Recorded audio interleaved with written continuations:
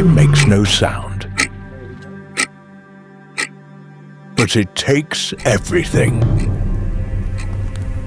As the seconds move forward, whole forests disappear. Trees that took centuries to grow fall in minutes, brought down not by accidents, but by decisions. Fire spreads without urgency, devouring what still tries to resist, turning life into ash and silence. In the middle of this slow collapse, there are bodies too tired to run.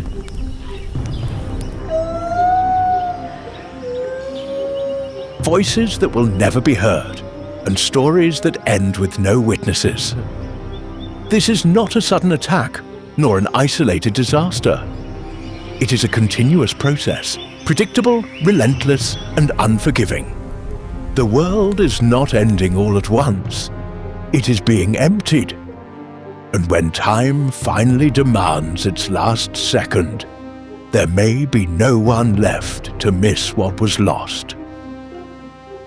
Silent extinction, the collapse of wildlife.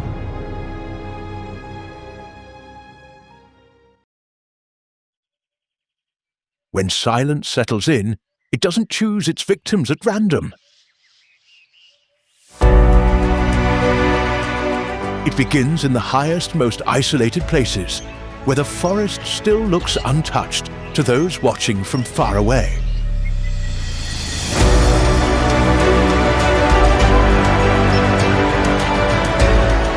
It is there, among mist-covered mountains where the green still tries to hold on, that destruction arrives more slowly and more cruelly.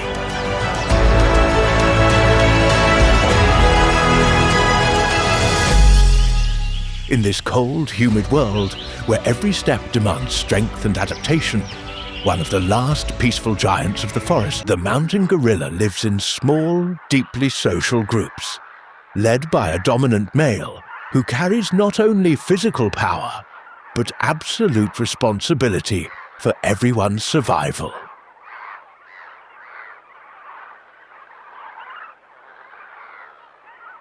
He decides when the group moves, where it feeds, and when it's time to retreat.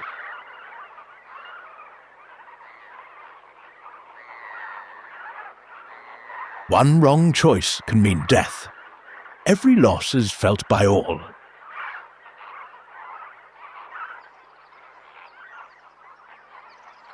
Infants learn by watching, copying gestures, following adults in silence. This is a society built on bonds, not violence. But this fragile balance depends on something that is vanishing fast: space.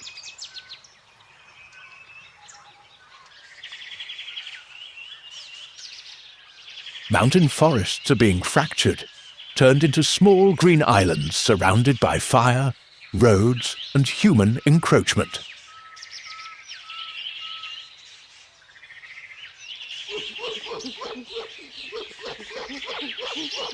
With less territory, groups become isolated, unable to cross paths, reducing genetic diversity and weakening future generations.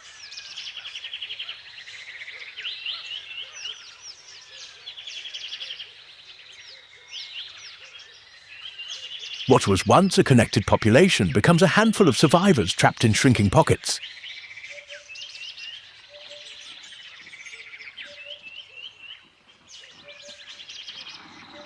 The mountain gorilla doesn't escape danger with speed. It knows no home beyond these slopes. When the world tightens, it stays. When food grows scarce, it endures.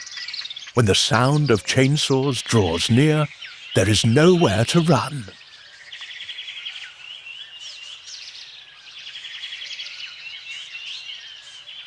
A body built to rule the forest becomes too heavy to flee a world that keeps closing in.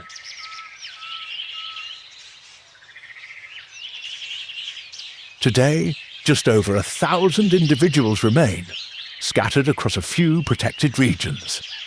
Each birth is rare. Each death carries weight.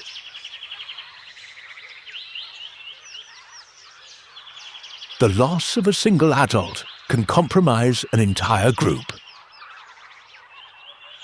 Extinction here does not happen in a single moment. It happens slowly, generation after generation, until silence becomes permanent.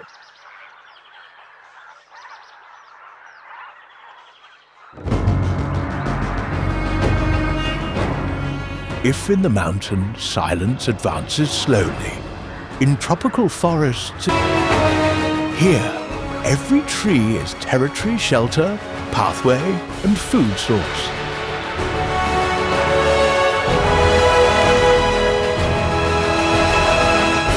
When a tree falls, it isn't only wood that's lost. An entire life collapses with it.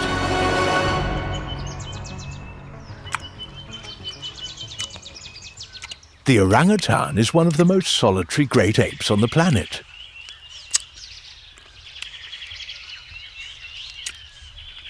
Unlike others, it doesn't live in large troops. Females occupy specific areas with their young, while males roam vast territories in search of food and breeding opportunities.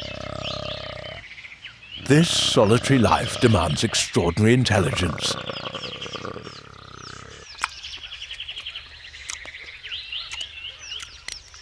Orangutans recognize hundreds of plant species, know exactly when each fruit will ripen, and can plan daily routes that conserve energy, something rare in the animal kingdom.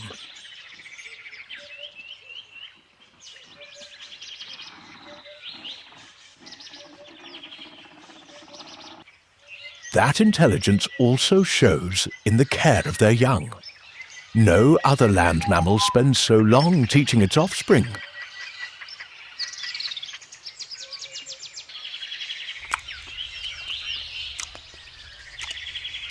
An orangutan baby stays with its mother for up to 8 years, learning which fruits to eat, how to build a nest in the trees every night, how to move without falling, and how to survive in an environment that doesn't forgive mistakes.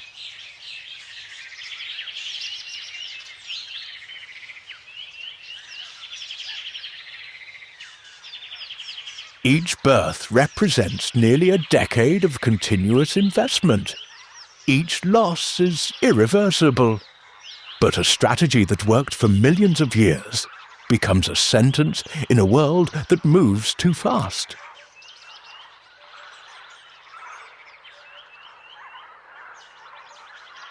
Orangutans have one of the slowest reproductive rates among mammals. Females give birth only once every 7 or 8 years.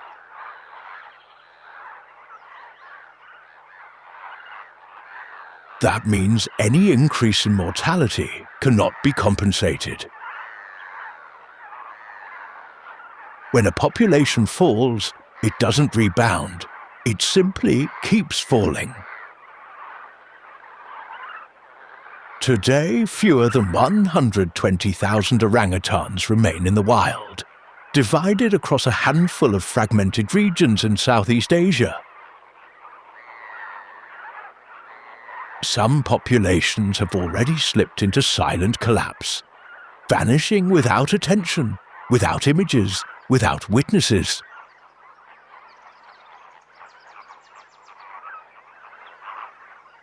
Entire forests have been replaced by open land, monocultures, and roads. What was once a green ocean has become an archipelago of isolated trees. And the orangutan does not cross open areas easily. It doesn't run on the ground. It doesn't adapt to ruined environments. When the forest canopy is broken, its pathways disappear. The animal becomes trapped above, surrounded by emptiness, forced to descend into a world it was never meant to live in. Many don't survive that transition. Others simply wait until the food runs out.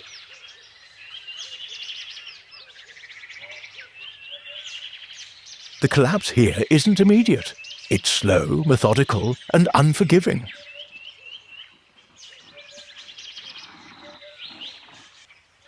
A tree felled today means fewer fruits tomorrow.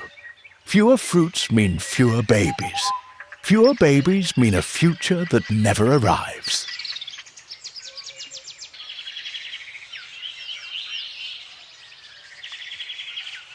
Silence doesn't come with a scream. It comes with the absence of movement in the canopy, empty branches where life once was.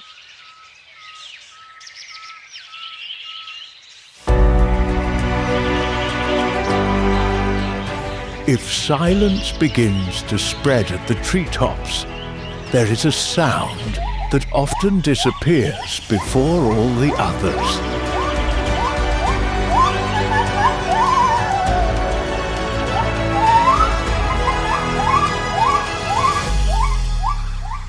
For decades, tropical forests woke to long, powerful songs, calls that travelled for kilometres through dense vegetation.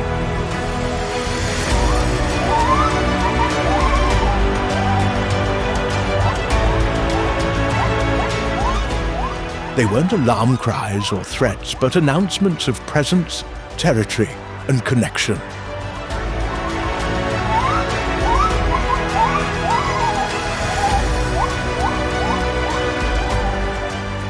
Today, in many regions, that sound has simply vanished.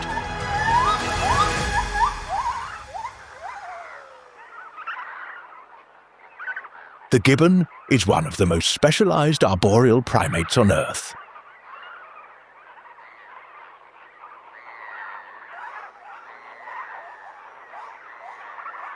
Its body was not made for the ground. Extremely long arms, flexible joints and hook-like hands let it move through the canopy with astonishing efficiency, swinging from branch to branch in precise, rapid motions.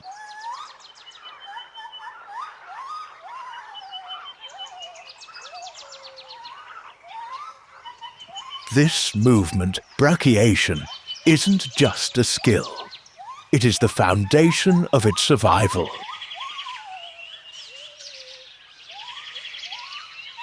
Gibbons live in monogamous pairs, something rare among primates. Male and female form long-term bonds, defend a clearly defined territory together, and raise their young within a highly structured environment.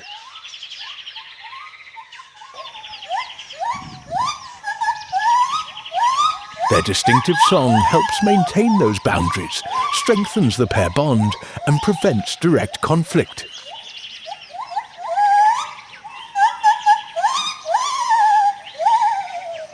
It's an efficient, quiet strategy, one that depends completely on an intact forest.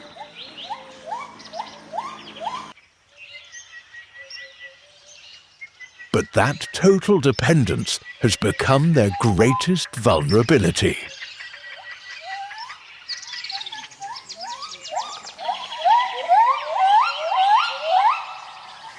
When the forest is fragmented, the gibbon loses more than shelter. It loses continuity. One open gap between trees is enough to break its roots.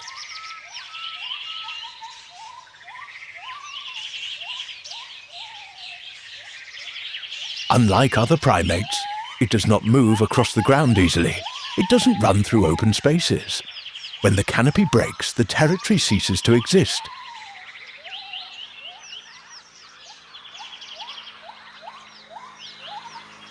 The pair becomes isolated, food dwindles, the song loses its purpose. Gibbons also reproduce slowly.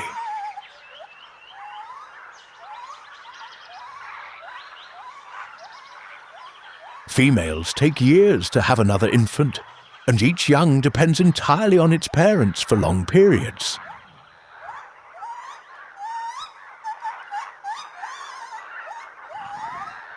When one adult dies, the group nearly collapses. There is no quick replacement, no social reorganization. Silence settles in for good.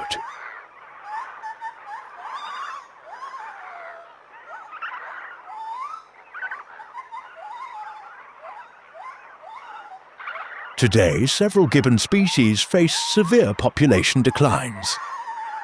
Some have already disappeared completely from regions where they were once abundant.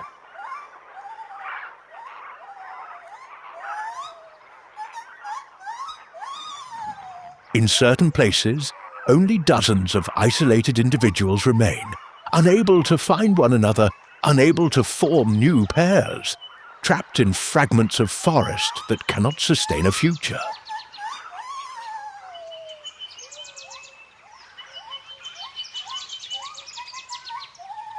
The gibbon's collapse doesn't arrive in spectacular footage. There are no grand chases, no visible battles.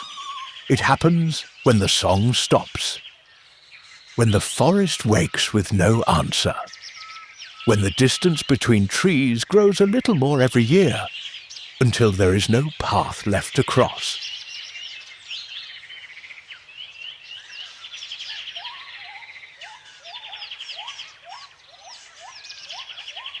The gibbon isn't vanishing because it lacks strength, agility, or the ability to survive.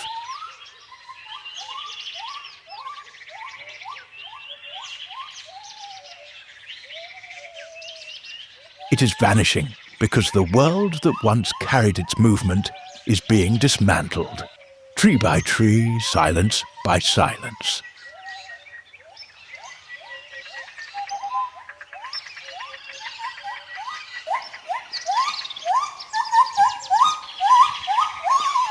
And when the last song fades, the forest doesn't announce the end. It simply goes quiet.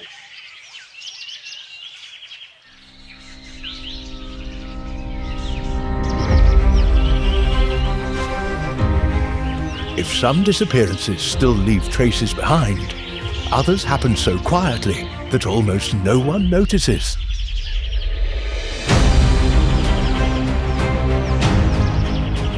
No sound vanishes. No body is found. No shocking scene appears. The forest remains there, seemingly intact, while one of its oldest creatures simply ceases to exist.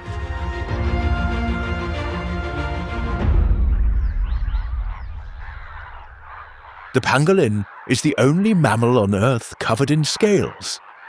Each scale is made of keratin, the same material as human nails, forming an armor that protected it for millions of years against natural predators. When threatened, it doesn't run, attack, or scream. It curls into a ball and waits. That strategy worked perfectly in a world where danger came from the forest. In a world dominated by humans, it became useless.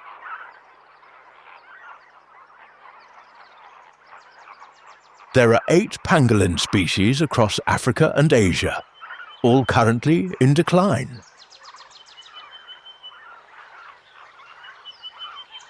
Some populations have plunged by more than 80% in just a few decades. Even so, the pangolin remains one of the least seen and least understood wild animals. It is nocturnal, solitary, and extremely discreet. It spends much of its life digging, hunting ants and termites, controlling insect populations and helping maintain soil balance. A single individual can consume tens of thousands of insects in one night.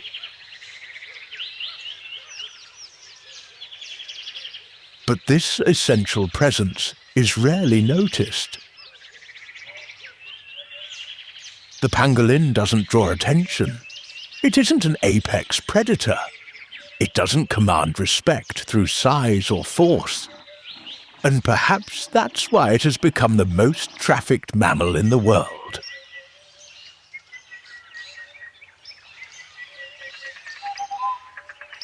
The cruelest part is that the pangolin doesn't recognize danger as it approaches.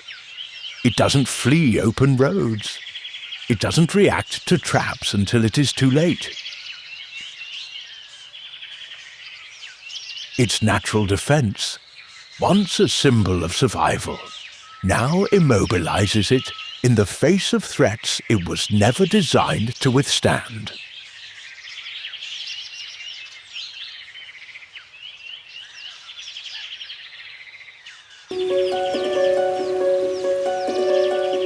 Among all silent disappearances, there is one that disturbs in a different way.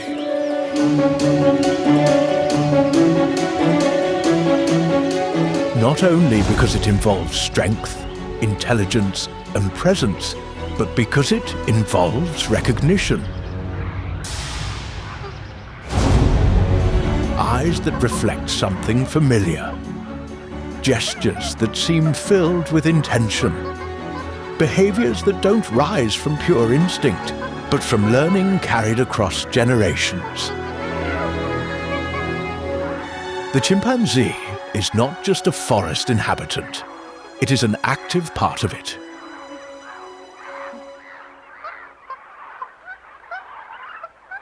It lives in complex communities, organized into dynamic hierarchies where alliances are formed, contested, and reshaped over time.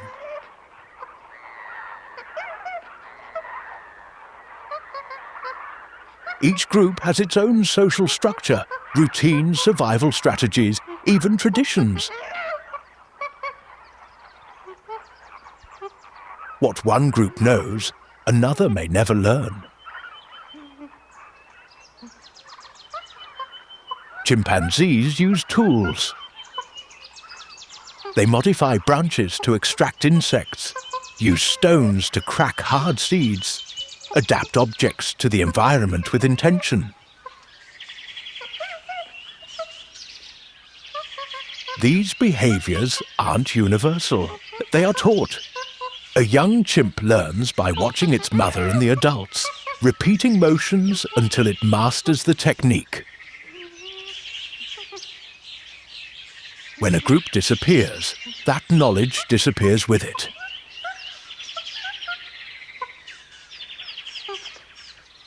It isn't only a life that is lost. An entire library is erased without record.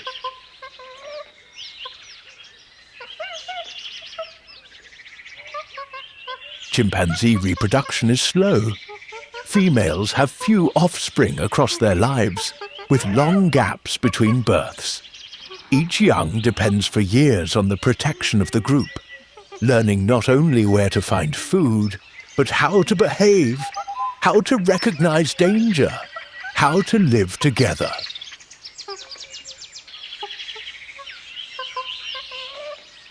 The death of an experienced adult doesn't only affect the present, it compromises the future of the entire community.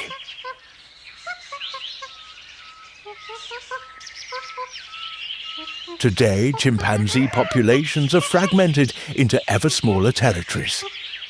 Continuous forests have been cut by roads, settlements, and degraded land.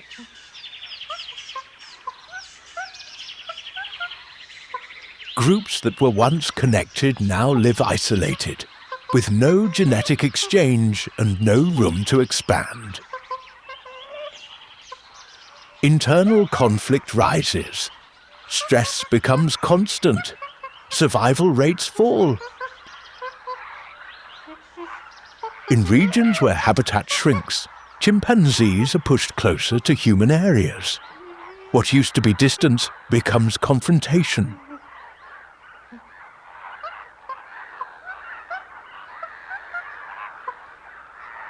Many don't survive that shift.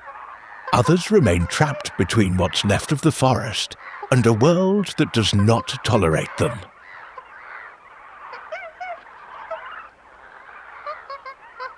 There is no real adaptation when there is no room left to fail.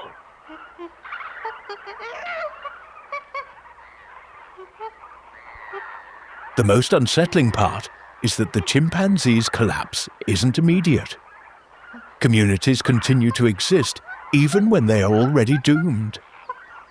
They function, feed and reproduce while quietly moving toward a point of no return.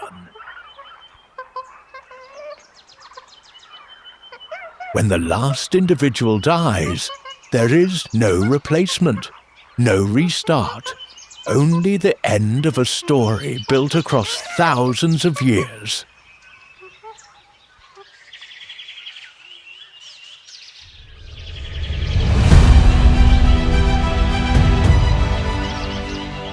What is disappearing isn't only species.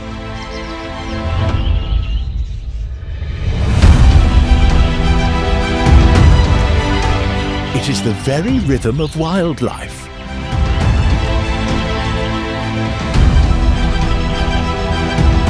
When a territory breaks, when silence replaces movement, something greater is lost with it.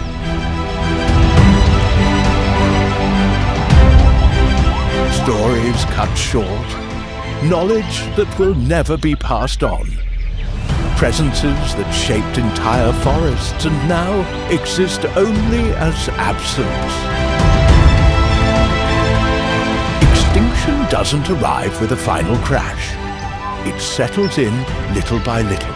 It becomes normal until one day emptiness feels natural.